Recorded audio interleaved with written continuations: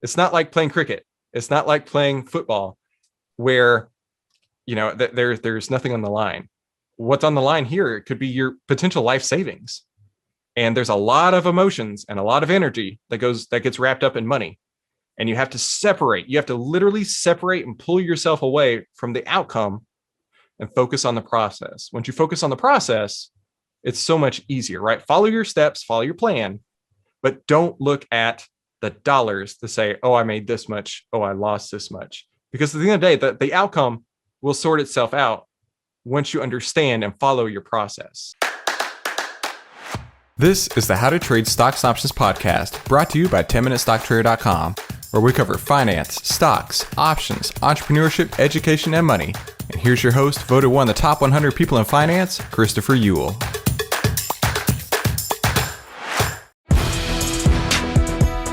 Hey there, traders. Welcome back to today's How to Trade Stocks and Options podcast. Today, we have a special lesson for you. I'm putting it here on the podcast because I really believe that this is going to provide you massive, massive value. And that's what I'm trying to do here. And hey, listen, if this podcast was useful to you at all, I really highly suggest that you go check out the full trading course at AIStockTradingSystem.com. That's AIStockTradingSystem.com. Markets are people. People are predictable. Outlier can show you how to track market fear and greed with artificial intelligence on over 1,300 of the largest market cap names. Visit outlier.com to learn more. That's OVTLYR.com. They have a free pilot program for the rest of 2021, so you can get access to right now at OVTLYR.com. That's OVTLYR.com. Hey, make sure you subscribe and hit the bell so you'll be notified every time we give you more tools, tips, and tricks to help you trade faster and trade smarter every single week. Tell our viewers something about yourself first. Oh, yeah, I'd be glad to. I'll give you my whole backstory here. So I grew up in rural Texas in a double-wide mobile home and very humble beginnings, I should say. My graduating class from high school was only about 100 people. And when I was growing up, I remember my dad would buy these single shares of stock and give them to people. In fact, I have one on my wall right now that he gave me when I graduated college. And that was really the whole gist that I knew of investing as a kid, was he would buy these single shares of stock. And I remember him coming home one day and he was so excited because he had finally made like a big purchase of stock in gold mining, in a single gold mining company. And I didn't know anything about it at the time. And I never really grasped the concept of like, there are actual riches in the market. I thought that the only way to make money was by going to school and working hard and climbing the corporate ladder. But when I got to college, I took the management track for my business degree. And it's funny because I had several different, business degree options to choose from. And I went with the management track because it had the least amount of hours. So I could get out into the workforce and start working, because that's what I thought success was. But every time I took a finance class, it really struck me. And like, I was intrigued by it and I wanted to learn more. So I finished my undergraduate and then I started on my MBA, and it was all finance focused. I did every single finance class I possibly could take. And I even was in the portfolio management group for the school. And this was in 2008, which was probably like the worst time ever to be learning how to trade stocks. And then when I got out of college, I managed to find a job in the midst of the recession at a huge company called Raytheon. They're a defense contractor. And I never really fit in there. Originally, I thought, climbing the corporate ladder was what I wanted. But once I got into the corporate structure and I realized I was just one of 75,000 people that worked at this company, it sucked because I felt expendable. Like I didn't mean anything. But there was one really good thing that happened at Raytheon. And that was they started contributing to a 401k plan, a retirement account plan for me. And I didn't put a single cent into this account. And I found out after a little while that I could actually trade ETFs inside of this account. And ETF is kind of like a way to play the market without buying a single name. So you could buy stocks where it's a representative group of all the tech stocks or a representative group of all the financial stocks. And so I could trade these ETFs, and I couldn't trade any options, but I did figure out that I could trade double and triple leveraged ETFs. And I got really excited about that. And I figured that this was something I wanted to try. So I started dabbling, but I never really like took it serious. In fact, it's pretty funny. I actually got my account locked really fast by the SEC for violating the free ride rule. And that was because I had a cash account. And in these cash accounts, you have to wait for 3 days for your funds to settle after that you've traded in order for you to trade again. And I was like, I have to wait to trade again? I've never heard of this before. So that was tough, but I managed to win a few trades here and there. And that got me really excited. But I just never really grasped the opportunity that I had before me. And I didn't devote the time to trading. And I just basically hung it up for a while. So this was in 2009. And then 2014, I was working at a different job. And I overheard a colleague of mine saying, hey, if you feel so strongly that Deutsche Bank is going to go down, why don't you go out and buy puts? And my ears peaked up. I was like, what did he say? What are puts? And I was like, I feel like I know what this is, but I haven't heard about puts in so long. And so I was one of those nerds that kept all of my textbooks, and I pulled out the financial textbook from my college days. And it's one of those 900-page textbooks, right? That's wider than it is tall. And I put it on my desk, and it's one of those books where you put it down and the whole earth shakes a little bit. It's so big and heavy, right? So I opened the book, and there's 2 tabs. I'm one of those people that tab everything. I ruin my books when I read them. But in this particular book, there are only 2 tabs. One was for bonds, which are kind of wacky because the price of bond will go up when yields go down and vice versa. They're just weird. But the other tab that I had was on options. And I'm getting goosebumps right now just thinking about it, because it was like, how did the Chris from 10 years before then know to put a little flag on this page that says options? Because one day I would come back to it. And so I opened the book to exactly the page I needed to see, and it gives me the textbook definition of what a put is. And a put is a financial instrument that rises in value as the price of the stock goes down. And like any good millennial, I immediately Googled it, and I found out all kinds of everything in the world I could ever imagine about learning about puts and calls and options. And I was just like the light bulb had went off. I was like, this is something I need to look at. And so from that point forward, like every free second I had, I mean, every free second was studying how to trade options, because it's not like stocks. There's so many different components that go into pricing a derivative versus pricing a stock. So I would be taking course after course, watching YouTube video after YouTube video, just soaking it all up. And I even remember there was a time where I was dreaming about iron condors, which is a options trading strategy. Now I knew I was on the right track, and the at this point I needed to open a options trading account. And remember we talked about I had this account at Raytheon that I'd never contributed a penny to, and I was like, I wonder how much is in there. And so I looked at the account and I was like, okay, maybe we could do something with this. And so I basically cashed it out. And when you cash out a retirement plan, they have taxes, they have fees, and everything else. And I needed $5,000 to start this account to start trading options. And I remember standing in the kitchen, opening the envelope, getting so excited because I was like, this is the check I need to start trading. This is going to change everything. And I needed $5,000, and that check was $5,000.15. I was like, no way. I was like, there is a divine purpose. There is something higher that's guiding me on this path right now. So I open the account, and this is around the time of the elections. And I decide that at this point, I knew everything there possibly was to know about trading with options. And this is going to be my big break. So I loaded up like my entire account on what's called a call ratio back spread. And it's kind of like if the price went down, I would make a little bit. If the price went up, I would make a lot more.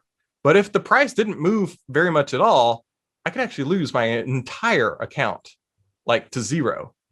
And I was like, I think I know what I'm doing, so this would be great. So on election night, futures were lock limit down. And I was like, that's fine. I'm going to do great. I'm going to make a little bit of money, and it'll be the end of it. and the options expired 3 days after the election. But the next day, the market opened up, and then it basically went up for the next 3 years. But because my options were only going to expire in about 3 days, I needed the price of the stocks to go up like 10% in order to break even. And they may have moved up 5% or something like that. So I'm looking at this just minute after minute, my account just like going away, just second after second, just watching it like dripping water going down the drain. My account is just going away. And looking back now, realizing what a terrible idea it was. And that was kind of my first lesson that I wanted to share, is that whenever you are trading options, you have to have the right position size, because putting the entirety of my account in this trade could have been enormous. But instead, it was an enormous lesson because I didn't realize the risk that I was taking. So by the end of the week, I had gone from elation that, hey, I'm going to make money, this is going to be great, know everything I'm going to do, to literally losing 2/3 of my account in the first 60 days of opening it. And I was totally dejected. Like I Obviously. I could not realize the fact that I thought I knew everything. I put it to use and I blew it big time.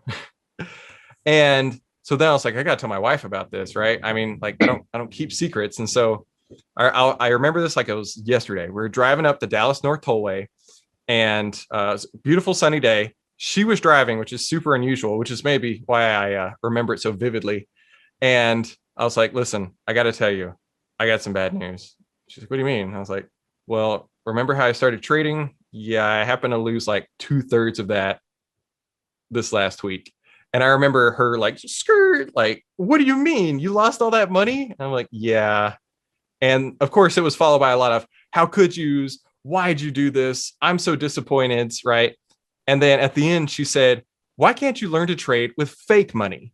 And I was like, that's brilliant. I don't know why I didn't think of this sooner, because you can paper trade.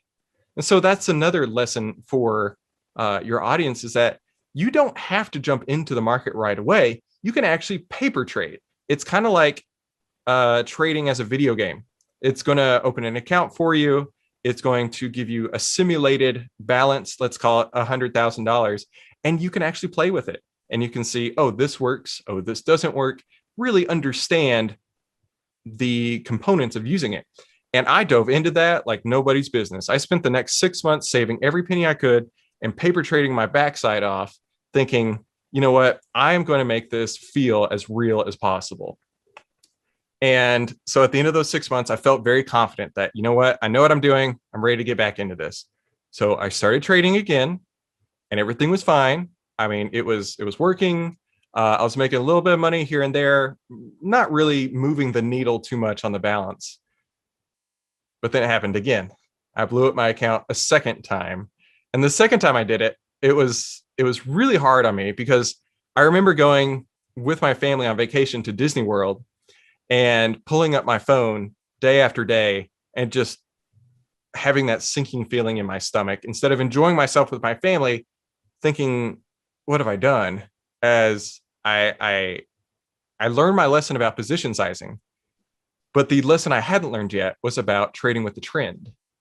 And I mean, in simple terms, when you trade, you want to go from a lower price to a higher price if you're buying a stock, right? Or buying options, right, or anything like that. And you do that when the price is already moving up. Because if you're buying it when it's going down, there's nothing to say it can't continue to go down. But the inverse is true. If you're buying it when it's going up, there's nothing to say that the price won't keep going up, right? Kind of just following the move of the market, kind of like following the waves on the ocean. And gold had been going down. And I saw something on Twitter, and it was like, this is the bottom of gold. You got to get in now. And so I did. I bought everything I could with gold. And that's another lesson, right? Don't follow anybody on Twitter. You need to figure out your own trading plan and stick to that. Because at the end of the day, gold kept going down and down and down and down for months on end. And I hadn't really structured these trades to where, like I do now, where the risk and return is skewed in my favor. It's actually the opposite, where I might make $100 on the trade, but I might lose $400 on the trade, right? A 4-to-1 return to risk ratio, which is not advantageous to any trader out there. And by the time I got out of the gold trade, I had blown up my account again. And so at this point, I'm like, I have no idea what I'm doing, but I also am not going to give up. And I think most people at this point would have I think definitely that given was up. really persistent in you, Christopher, that you never gave up even after you lost, repeatedly one time, then second time. So I feel there is a kind of persistence in your efforts that I Absolutely. lost it one time. So let me learn it and then go ahead. And now it's funny because looking back, I was like, okay, I have to figure this out because I know that like this is one of the reasons that I've been put here on earth, is to be a trader and to teach other people how to trade and to share my experiences with others. Because I'm not that person who goes out and brags about all the successes I have. I'm the opposite. I'm very vulnerable, I'm very open, and I like to share what I've learned so that other people don't make the same mistakes. So at this Yeah. point, So what I'm like, advice would you give someone wanting to pursue a career similar to yours? Because our audience, are many entrepreneurs or those business school students who would like to pursue similar career as you. follow your passion. I mean, there has probably been something in your life that just really spoke to you, right? Something that came along the way, and you may have put it out of your head. But just think about the times when, like I was saying with the 401k, I never contributed to, had exactly the amount of that I needed in my account. The textbook that I opened and told me exactly what I needed on the moment that I needed it. It was these divine providences that came to me. And I feel that that's when you're on track with your life's purpose, those things come to you, and you've got to be aware and understand when those opportunities come. You have to take advantage of them. And so actually that's one of the reasons I started the podcast, was I really wanted to share my experiences and to share what I do day in and day out with other people. And so there was a famous entrepreneur called Gary Vaynerchuk, and I was really into him a few years back. And in that time, he was like, "You have to start a podcast. You have to start a podcast." And I was like, "Okay, I'm going to start a podcast." And so I started it in December 2018. It's literally me talking to myself and sometimes other guests on the phone. But in the 6 months after launch, it had gone from no downloads to being in the top 10 of the iTunes investing podcasts. And I was like, this is unbelievable. I don't understand. But I think a lot of it had to do with the fact that I was so willing to be open and honest. And I got to tell you, starting the podcast has totally changed my life. I mean, the fact that I've been able to talk to some of the best traders in the entire world, and they will openly share anything you could ever want about how to trade, successful mindsets, position sizing, all of that. And we've now crossed 2 million downloads. We have over 500 episodes. And everything that I really feel that has completely changed the way that I trade was from learning from these people, from these mentors that anybody can access for free right now by going and listening to the podcast. And I feel that we as a generation right now are so blessed to be able to have that sort of access. Exactly.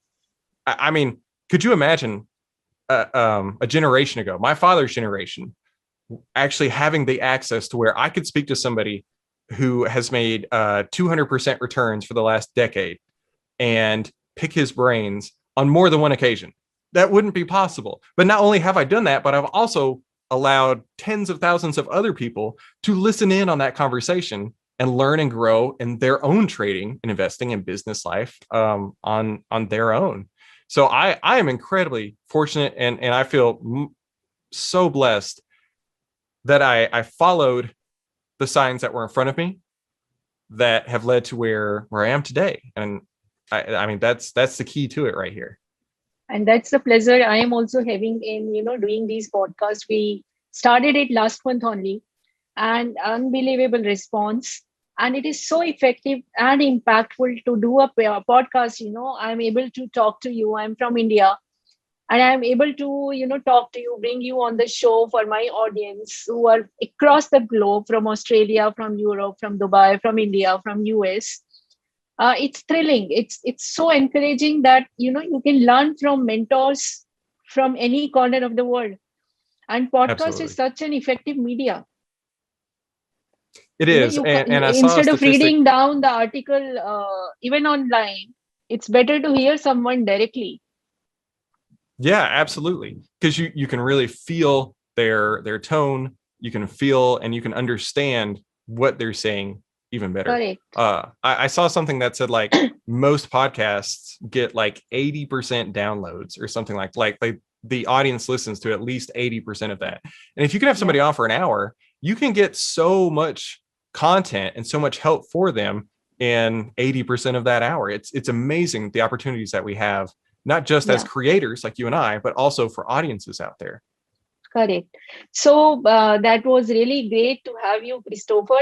One last question before we end this meeting today is, what is the one common myth about your professional field that you would like to share with our audience? Because trading and stock trading is pretty lucrative, and youth get attracted towards it they feel like they can make quick buck, but it's kind of sometimes gamble also. You end up losing more than you earn. Oh yeah, I tell people all the time, the money I lost, I consider my Wall Street tuition. Just like if you went to university anywhere, you're going to have to pay a tuition. All the money that I lost was what I consider my tuition. But the myth that I would tell people is, it's not like the online gurus, quote fake gurus say, where you take this 2-hour course and by the end of it you're going to know all my secrets and you're going to be the next multi-million-dollar trader. It's not true.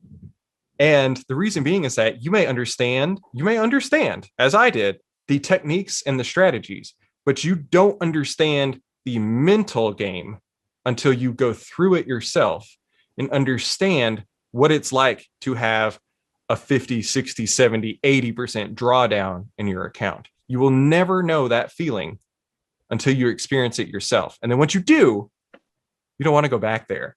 And you will understand the steps to take to make sure you don't go back there. So while I can teach you all the strategies, only you can learn the mental game by going through it yourself and understanding what it takes to be successful as a trader. Because it's not like playing cricket. It's not like playing football where there's nothing on the line. What's on the line here, it could be your potential life savings. And there's a lot of emotions and a lot of energy that gets wrapped up in money. And you have to literally separate and pull yourself away from the outcome and focus on the process. Once you focus on the process, it's so much easier, right? Follow your steps, follow your plan, but don't look at the dollars to say, oh, I made this much, oh, I lost this much. Because at the end of the day, the outcome will sort itself out once you understand and follow your process. Yeah, that's I think great lesson for our young listeners who want to basically experiment their hand at stock trading or trade options. So one last question that is coming to my mind now that you are here. Which kind of stocks are moving up? Particular industry? It doesn't matter what I say today, because it'll be different tomorrow. What you or anybody out there, any aspiring trader can do is just look at a chart, and if you see it's moving up, any COVID particular trend? I mean, all you got to do is just look COVID at trend. No. I'm definitely not going to give any stock picks. And the reason being is because it will change tomorrow. So it doesn't matter what I say today, but just look at a chart. If it's moving up, the trend is up, you can follow that trend. If it's moving down, the trend is down, don't buy that stock. And I mean, that's how I look at it, really. At the most basic level, you want to be following the trends, just like if you were following the waves on the ocean. How about selling your moving down stocks options? I actually don't do shorting, which is where you profit when the price of the stock goes down. And the main reason I don't is because for the last, forever, if you go on any stock market chart, like index chart. That's what I'm trying to say. Like the S&P 500, NASDAQ, whatever. And you look at the trend is up. And so there's really no point in trying to catch those small moves down when in the overall longer term, you might just have a better option to just wait it out. And then when the stock goes back up, you can buy it at a better price. So personally, I don't go short. Thank you, Christopher. It was nice to have you on our show. Dear audience, if you want to listen to more of Christopher, you can see the background 10minutesstocktrader.com. You will get more of his podcast. He's also running his own podcast, giving his strategies to you. And for us, please follow our website, business-strategy.in, and subscribe our YouTube channel at Low Strategy, and all our social media channels on Facebook, Twitter by the hashtag Bizemag, BIZEMEG. I'll just share the screen for your convenience. So here it is, facebook.com/Bizemag, twitter.com/Bizemag, instagram.com/Bizemag, and youtube.com channel Il Strategy. Thank you so much. Bye-bye. Have a good day. Have a good weekend. Oh, thank you. Thanks for having me on. Okay, so what'd you think? That was pretty incredible, right? Now, if you liked that, that's only a taste, only a sample of what you're going to find in the full AI stock trading system. And I really highly encourage you to go and check this out. Obviously, you are interested in learning and how to trade, and that's why you're listening to this podcast. Now, I'm going to take and download my entire trading system that I use day in and day out onto you. And the only way I'm going to be able to do that is over at the AIStockTradingSystem.com. You're going to get phase 1, 2, and 3, several bonuses, and on top of that, I'm going to walk you through over a dozen trades that I put on inside of my account, holding your hand and showing you exactly how I got in, how I got out, how I use the artificial intelligence data, and how this could work inside of your own trading portfolio on a daily basis. So make sure you head on over to AIStockTradingSystem.com. That's AIStockTradingSystem.com to learn more and to get started and to download my decade plus worth of trading experience into your hands so you can start using the AI stock trading system today, the 5-step system to take the guesswork out of trading.